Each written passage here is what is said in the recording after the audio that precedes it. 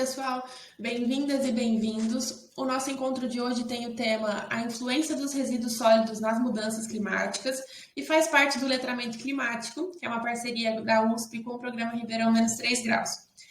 Eu faço parte do Ribeirão Menos 3 Graus desde 2019, já atuei em algumas soluções e hoje a que eu estou mais envolvida é justamente a solução que propõe entender essa conexão dos resíduos sólidos, do impacto destes na sociedade e da conexão entre os assuntos com a mudança dos resíduos sólidos produzidos com as mudanças climáticas. Acho que tem muito a integrar com o nosso encontro de hoje. Meu nome é Maria Campos, eu sou gestora ambiental, formada na Exalc USP de Piracicaba. No mestrado eu segui também lá em Piracicaba e estudei um pouco da implementação da Agenda 2030, dos Objetivos de Desenvolvimento Sustentável na região metropolitana de Ribeirão Preto. E agora, para o doutorado, eu resolvi focar em um dos ODS, dos temas dos ODS que me foi mais interessante durante o percurso do mestrado, que foi resíduos sólidos. E eu quero justamente entender essas nuances que são necessárias para uma boa gestão de resíduos sólidos, como esse setor pode impactar menos negativamente nas mudanças climáticas. Esse momento, esse encontro, é uma parceria minha com o João Augusto Alves de Lima Rissato, que vai pegar a aula do meio para o final e vai se apresentar para vocês. O primeiro de tudo, para a gente começar o nosso encontro de hoje, é entender por que a gente produz tanto lixo. Qual que é esse modo de consumo que a gente está vivendo hoje? Então, basicamente, a gente está vivendo uma economia linear, que consiste em ir lá na natureza, pegar um recurso natural, levar para a fábrica, fabricar um objeto, distribuir isso em nível de Brasil, né? Então, vai para as estradas, vai para as lojas, alguém compra, alguém consome e alguém joga fora. Simples assim, nessa rapidez que eu falei. E esse é um grande problema da sociedade, porque vivemos num país, num planeta cíclico. Nada se cria, tudo se transforma. Então, como que a gente pode imaginar que uma economia linear que propõe que a gente fique pegando recursos naturais lá na natureza e jogando fora numa sequência muito curta de tempo, num período muito curto de tempo, isso tem um impacto danado para a sociedade. Então, aqui eu vou colocar um exemplo para vocês, o copinho plástico, aquele branquinho de festa. Eu vou lá na natureza, extraio o petróleo, levo esse insumo para fabricação, coloco mais água, coloco mais energia elétrica, coloco outros insumos, distribuo pelo país todo, o consumidor compra, consome num período muito pequeno de tempo, como é no caso do copinho plástico, que é um plástico de uso único. Eu vou lá, vou beber um café, vou beber uma água, em 20 segundos aquele copinho não é mais interessante para mim, eu já usei dele. Joguei fora e foi pro aterro sanitário, ele foi embora para a coleta da gestão pública, certo? O grande problema disso é que esse resíduo ele tem uma história, ele não é simplesmente um copo inofensivo ali, ele e tantos outros objetos. Ele veio da natureza, ele foi inserido diversos insumos para ele ser o que ele foi emitido na atmosfera CO2 para ele chegar até mim. E é muito danoso, tem muito impacto eu usar isso em 20 segundos e jogar fora. Por quê? Porque não sou só eu usando, somos uma sociedade, né? São bilhões de pessoas fazendo escolhas parecidas ao mesmo tempo. Essas escolhas culminam num grande impacto ambiental, que a somatória desses impactos individuais de país, de estado, dá o dia da sobrecarga na Terra, que é um índice medido desde 1970, que nos mostra como estamos consumindo mais recursos naturais do planeta do que o planeta tem para nos dar anualmente.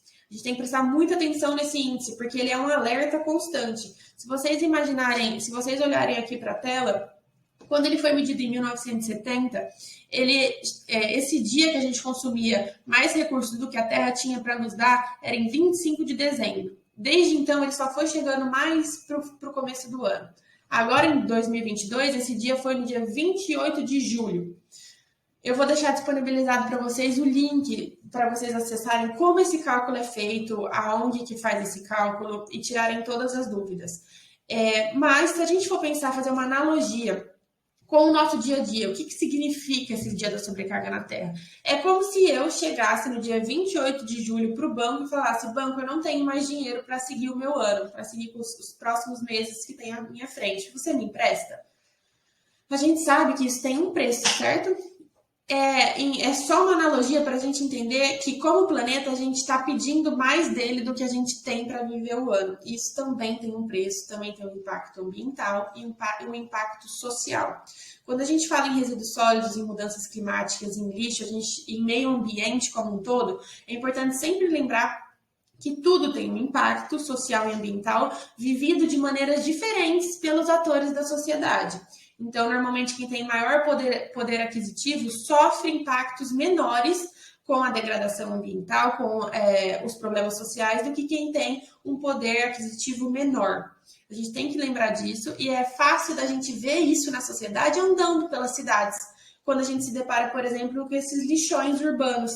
Pode ser aquele lixão, como a gente imagina mesmo, que a cidade toda dispõe o lixo lá de maneira ambientalmente incorreta, porque o melhor nesse caso já seria o aterro sanitário, mas também não precisa ser só o lixão, pode ser aquela junção de lixo que fica pelas ruas, ou naqueles bairros que não tem coleta, por exemplo. E fica um exemplo muito claro da gente entender a injustiça ambiental e social no nosso dia a dia. Quem pode morar longe desses lixões está sofrendo um impacto menor. Quem tem que morar perto disso está sofrendo um impacto maior com a poluição visual, com a poluição sonora, com a poluição ambiental. Esses resíduos todos juntos formam lixo e produzem chorume, que vão para os rios, que contaminam os animais que moram ali.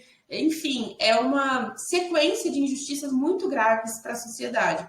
E também a social, de pessoas que trabalham nesse lixão, que tentam ganhar a vida através desse trabalho, que a gente sabe que tem vários impactos sociais negativos, não é um ambiente de trabalho legal. E a gente pode fazer várias coisas para evitar que chegue nessa situação, pensando uma logística de economia e de gestão de resíduos sólidos mais eficiente, mais alinhada com a sustentabilidade. Para a gente começar a pensar nisso, eu gosto muito dessa imagem porque ela ilustra um princípio essencial para a gente trabalhar com a gestão de resíduos sólidos, que é repensar o conceito do fora. Quando a gente está em casa e produz algum resíduo, está no trabalho, está no shopping, e a gente produz algo, a gente pensa: vou jogar fora. Acredito que vocês, assim como eu, todo dia é normal a gente ter esse pensamento: vou ali jogar fora. Como se esse fora, assim que eu jogasse na lata de lixo, que eu colocasse o lixo para fora da porta da minha casa, o problema tivesse solucionado, que acabou aquilo lá, nunca mais vou ver esse lixo, ele não é mais um problema. É uma ilusão, porque não existe fora num planeta cíclico. Eu vou jogar na galáxia, eu vou jogar em outro planeta, mesmo se fosse, não seria fora. Mas a gente sabe que esse lixo ele vai parar muito mais perto, ele vai parar em algum lugar da nossa cidade ou no aterro sanitário. As fraldas que eu usei na infância ainda estão por aí no aterro sanitário, porque o plástico demora anos e anos para se decompor. Então a gente tem que, para começar essa conversa, lembrar que esse fora não é tão milagroso quanto a gente pensa no nosso dia a dia, como se aquele problema não fosse mais nosso. Para a gente continuar, é muito importante a gente entender o que é lixo, afinal. Estou falando de lixo desde o começo da nossa conversa, mas o que é? O lixo ele é formado por uma junção de resíduos sólidos, que uma vez que eu junto tudo eles, eu faço uma bagunça, e ali acabou, ali eu tenho lixo, ali eu não posso mais reciclar, eu não posso mais compostar, eu não posso mais cuidar desse resíduo, porque ele já é um problema social e ambiental. Ali ele vai atrair bicho, ele vai atrair mau cheiro, ele já é uma junção de coisas que não tem mais como dar um passo para trás. Qual que é a grande sacada, então?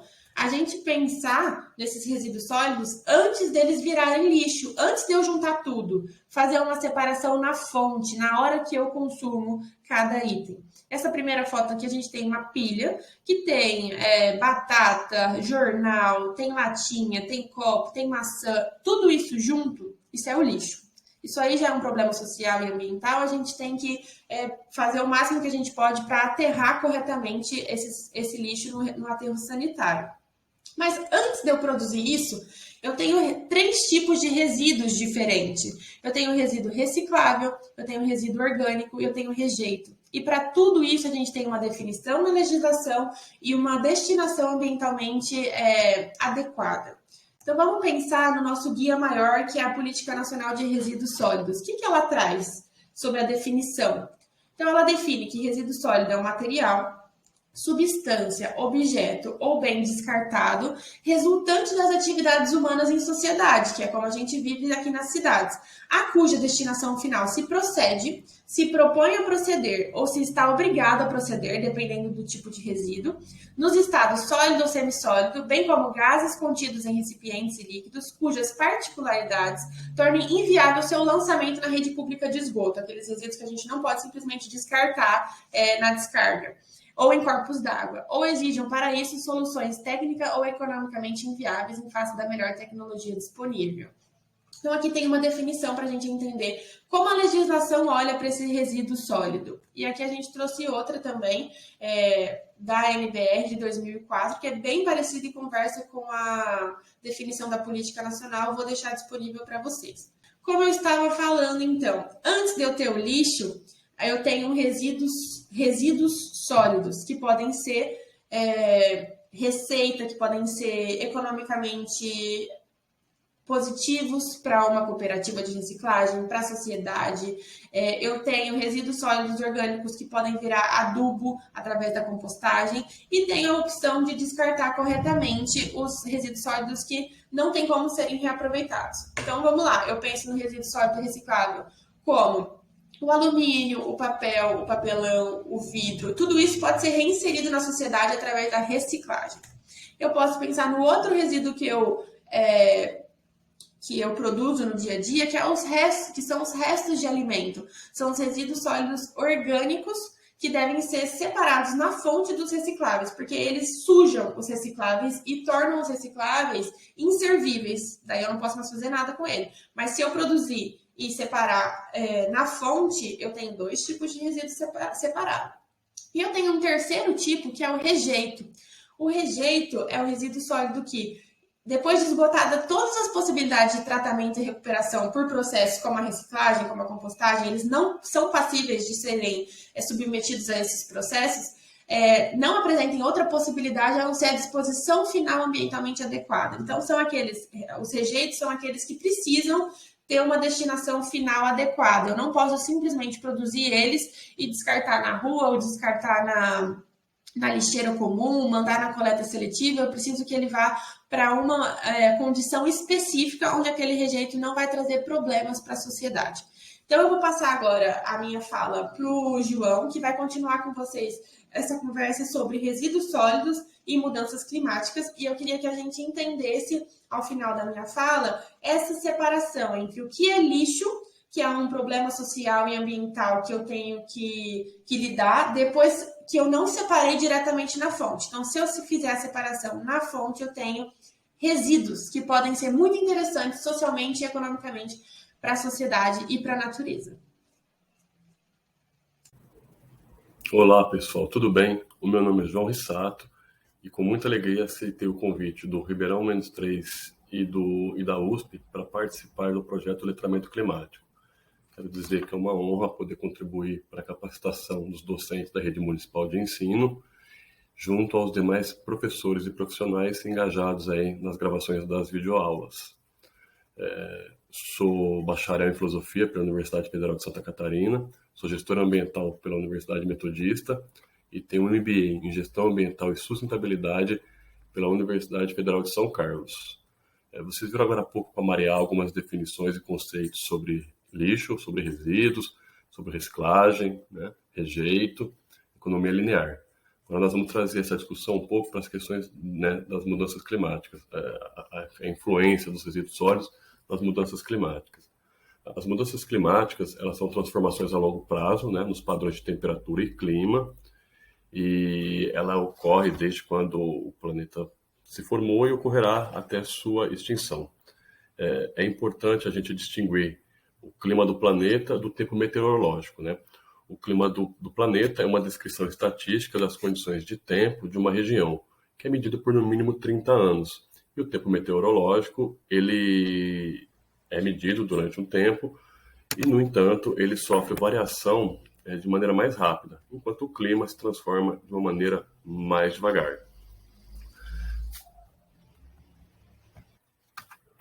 Para elucidar, né, a diferença sobre esses dois, né, sobre o clima e o tempo meteorológico, nós podemos pensar se reduzimos a temperatura em 5 graus do dia de hoje para o dia de amanhã, vamos sentir um desconforto térmico, um frio, mas será passageiro. Se baixarmos 5 graus na temperatura do clima do planeta, a Europa e os Estados Unidos estariam cobertos de gelo e nós voltaríamos para a última era glacial, certo? Bom, as mudanças climáticas e resíduos sólidos. De forma simplificada, podemos dizer que as mudanças climáticas são causadas pelo acúmulo de gases de efeito estufa na atmosfera. Eles são gerados a partir de diversas fontes. Geralmente, associamos as emissões à geração de energia, à produção industrial, aos transportes ou ao desmatamento. Porém, toda a cadeia de gestão de resíduos também é um emissor significativo. Nós pensarmos aí, lá por volta, né, da metade do século XVIII, 1750, tivemos a primeira Revolução Industrial, que mudou, né, a forma de produção no nosso planeta. Houve um grande desenvolvimento tecnológico e a substituição, né, da manufatura pela maquinofatura. E surgiram máquinas aí, né, como a máquina de fiar, tear mecânico e a máquina a vapor. Isso fez com que aumentassem a produção, aumentasse a extração da matéria-prima e, de certa maneira, o consumo também dos produtos. E o que acarreta, né, no descarte de um volume maior de resíduos sólidos. E aí nós temos que pensar, então, nas possíveis causas da mudança climática. Eu vou citar 4 delas, né? A primeira, a redução da camada de ozônio. A segunda, os aerosóis que são expelidos aí, né, por vulcões de maneira natural e também provocados aí por ações antrópicas. A atividade solar, né, na mudança do ciclo solar. E o quarto seria o ser humano e as ações humanas em relação aí ao meio ambiente. Hoje é considerado, né, o maior responsável pelas emissões de gases de efeito estufa na atmosfera as ações humanas.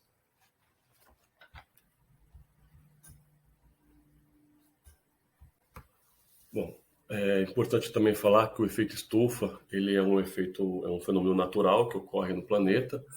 Nós podemos perceber aí na imagem, né, na imagem acima, sem os gases, sem essas camadas que os gases, né, compõem aí na nossa troposfera, o raio solar entraria e o calor se dissiparia, né? Da mesma forma que ele bateria na superfície, ele retornaria para o espaço.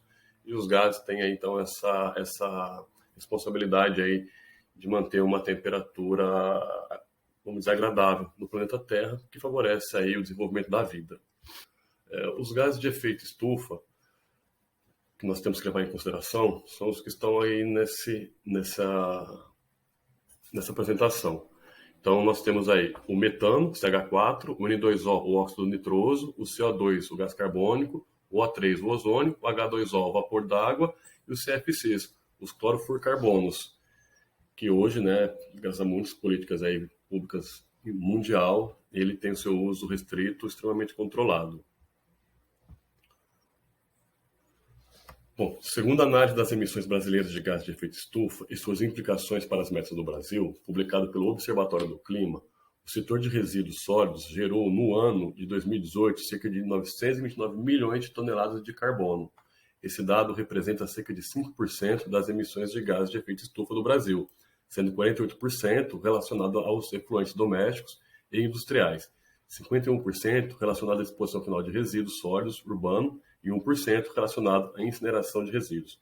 Com isso, a maior parte da emissão de gás de efeito estufa contabilizada no setor de resíduos é gerada na disposição final em aterros e lixões. Eu trouxe aqui um dado, né, um gráfico, um dado, na verdade, né, do panorama do manejo de resíduos sólidos urbanos de 2019, que está de acordo com o SINIS, o Sistema Nacional de Saneamento, certo? Então, ele levou em consideração aí os municípios, né? São 5.570 municípios, mas a amostra se deu em 3.712 municípios.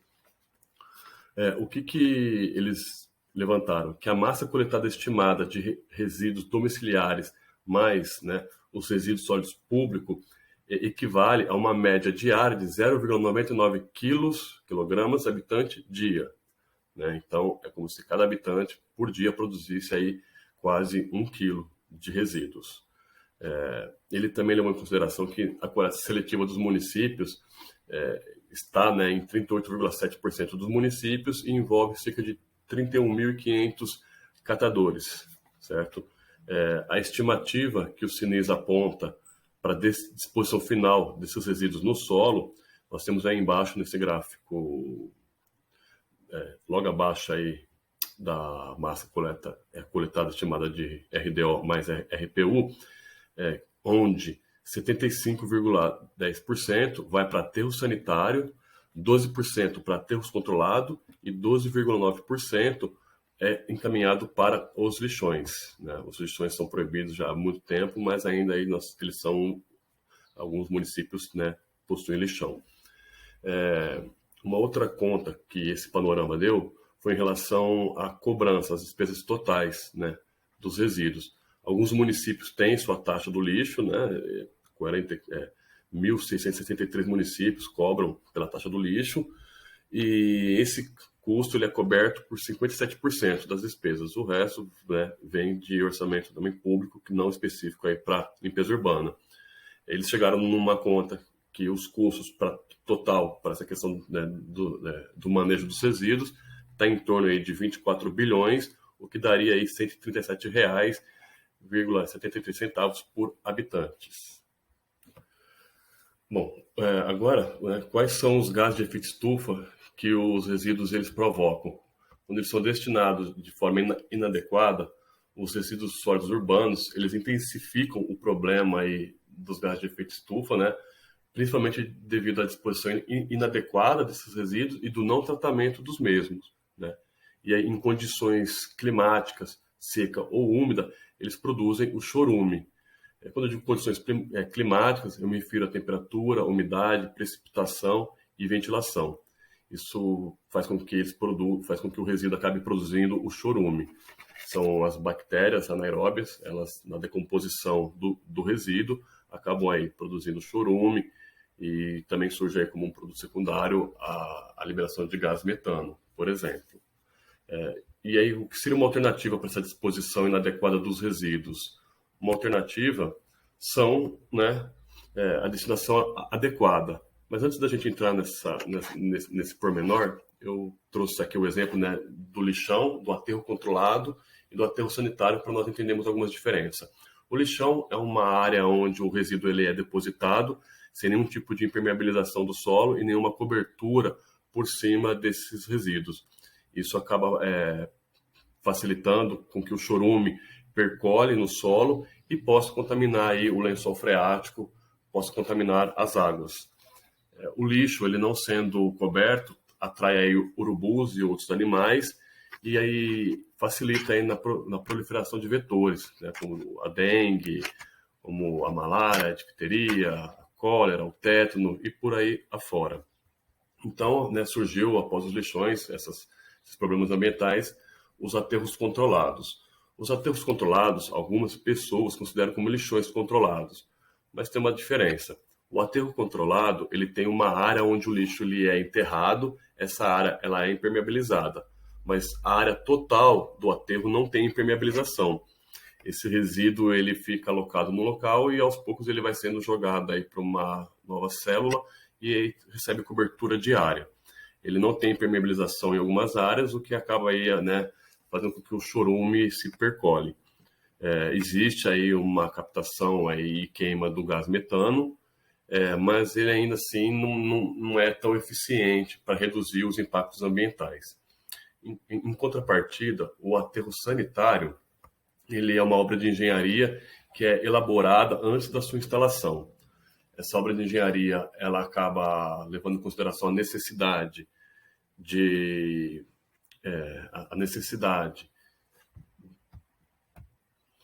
ele acaba levando em consideração a necessidade de impermeabilizar todo o solo. Eles utilizam argila e uma manta de PVC para impermeabilizar o solo, para que o chorume não possa ser captado. O chorume ele é drenado por uma estação de tratamento de esgoto e depois esse chorume ele é utilizado aí, devolvido para a natureza sem causar nenhum prejuízo. Inclusive pode ser utilizado na agricultura. Existe aí a captação e queima do gás metano, e alguns aterros utilizam esse gás, inclusive, para geração de energia, né? Então, essa é uma forma aí, a melhor forma de você hoje destinar o seu resíduo seria em aterro sanitário, né? Não reciclado o resíduo, em aterro sanitário, e devido aí aos controles ambientais, certo? É importante lembrar que mais de 50% do que é destinado aos lixões, aterros controlados ou sanitário, é composto de resíduo orgânico. Os resíduos orgânicos são aí os responsáveis por entrar em decomposição e emitir esses gases de efeito estufa, certo? Trouxemos aqui um outro panorama. Esse panorama ele está mostrando como é que está a questão dos resíduos no Brasil em Ribeirão Preto. Na verdade, né, como é que estão as emissões de gases de efeito estufa. Então, de maneira geral, no Brasil, 5% do que... Desculpa, gente. 41% relacionado à mudança de uso da terra, 5% processos industriais, e aí, para a gente, o mais interessante são esses 5% que são destinados aí, são os resíduos, né, o manejo dos resíduos que emitem os gases de efeito estufa. Já em relação a Ribeirão Preto, esse volume aumenta significativamente. Nós temos aí como principal gerador de gases de efeito estufa no município a energia, e o segundo, os resíduos sólidos, que são dispostos hoje, são encaminhados aí para Guatapará, esses resíduos. Mas, né, o impacto de lá afeta toda essa nossa região. No entanto, nós temos que pensar que, embora os resíduos sejam depositados, né, em aterro, algumas cidades elas estão com o lixo aberto. E aí vem essa pergunta: cidade com lixo aberto? Aí na imagem, eu coloquei 4 fotos. Essas fotos são de Ribeirão Preto, e tanto faz, né, a área que eu bati a foto, tem aí vários bairros. Mas em qualquer bairro que você for, você encontrará poluição difusa, né? E essa poluição difusa, ela vai alocando os resíduos numa área aí, às vezes numa área verde, por muito tempo. E isso também acaba fazendo com que as bactérias produzam aí o chorume na hora da decomposição do resíduo orgânico e contamine o nosso lençol freático, o aquífero Guarani, e também polua a nossa atmosfera, certo, pessoal? E aí, quais são as soluções que nós teríamos para levar em considerações? Nós temos aí o roteiro para a redução de emissões de gases de efeito estufa no manejo de resíduos sólidos urbanos 2021, que é uma parceria técnica entre o Brasil e a Alemanha, que visa potencializar, né, o Brasil para que tenha um manejo mais sustentável de resíduo. Ele levou em consideração quatro itens, vamos dizer assim. O primeiro deles, valorizar os resíduos orgânicos, encaminhando-os para a compostagem ou para a biodigestão. Isso é fundamental, né? Os resíduos orgânicos representam cerca de 50% da massa total que chega em aterros ou lixões e poderiam ser utilizados aí, né? Ao invés de ser encaminhados para os lixões, poderiam ser encaminhados para a compostagem ou para a biodigestão, para gerar energia. O outro é separar a fração seca e destiná-la para o aproveitamento por reciclagem. É muito importante. O resíduo sólido reciclado tem que ser tratado como um bem social. Ele gera renda a catadores e também ele diminui aí o impacto ambiental dos resíduos. O outro é usar o resíduo como combustível. Isso é utilizado normalmente em CDR, que são indústrias que produzem cimento, e eles têm que utilizar fornos muito aquecidos, e para isso eles queimam resíduo, principalmente os resíduos que têm bastante valor energético, como plásticos e pneus. Por último, captar o biogás gerado nos aterros sanitários. Isso também ajudaria aí com a queima deles, gerar energia elétrica e também a redução da emissão de CH4 na atmosfera. O metano hoje tem se tornado uma preocupação muito maior do que o gás carbônico. Eu trouxe então aqui alguns exemplos, né, do que foi citado ali. As cooperativas. Cooperativa, eu coloquei a mãos dadas, a nossa cooperativa do município. Vocês percebem aí, né, que eles triam todo o resíduo que chega lá, eles fazem a separação por tipo de material e no final da esteira é jogado numa caçamba maior tudo que é considerado rejeito. A cooperativa Mãos Dadas hoje ela depende exclusivamente do resíduo coletado no município, e como a responsabilidade em relação aos resíduos ela é compartilhada, cabe a nós também fazer a separação correta, botar ali no saco para reciclagem e destinar ali para o caminhão coletor levar até a cooperativa. É uma maneira de você reduzir, então, o impacto ambiental causado por isso. Outra maneira, e muito significativa, é a compostagem. Infelizmente, Ribeirão Preto não tem ainda uma usina de compostagem, mas a compostagem ela é fundamental para as cidades. Podemos perceber aqui nas imagens que chega a matéria, né, orgânica, ela é triturada com pica-galho, e depois ela é encaminhada junto a um galpão para que ela possa ser colocada em cima de onde está o alimento, né? Todo esse resíduo orgânico que não são os de podas de árvores. E então eles começam a fazer as leiras para o processo da compostagem. Um processo de compostagem bem elaborado, bem feito, poderia inclusive captar também um pouco desse gás metano que é produzido aí na decomposição anaeróbica dos seus resíduos, certo? O outro exemplo que nós temos aqui é o CDR, que é o combustível derivado de resíduos. Nós podemos ver na imagem que o resíduo ele é encaminhado em esteiras, ele é triturado por uma máquina muito grande chamada tiranossauro. Essa máquina ela tritura todos esses resíduos, depois eles são alocados aí numa outra baia para ser destinado às indústrias e ser incinerado para a produção de cimento, certo? Então, essas maneiras aí elas ajudam a reduzir o impacto ambiental causado pela disposição inadequada dos resíduos. Sobre a queima de resíduos, eu tenho aí as minhas objeções, mas não vamos entrar nesses detalhes, tá? Ele entra aí como uma alternativa também aí para a emissão de gases de efeito estufa. Uma outra alternativa está aí na Política Nacional de Resíduos Sólidos. Ela fala sobre a não geração, redução, reutilização, reciclagem e tratamento dos resíduos sólidos, bem como a disposição final ambientalmente adequada dos rejeitos. E aí nós temos aí os R's, os 5 R's, que é repensar, recusar, reduzir, reutilizar e reciclar, como uma forma de você ter uma responsabilidade maior sobre os resíduos. Então você tem que repensar se você precisa mesmo daqueles resíduos. Se você repensou, você pode recusar aquele produto, porque ele não é necessário. Caso seja necessário, você tem que pensar em reduzir o seu consumo desse produto e, às vezes, a embalagem que sobra, né, de um produto consumido pode ser reutilizada. E, por último, você encaminhar para a reciclagem, o que é passivo de reciclagem.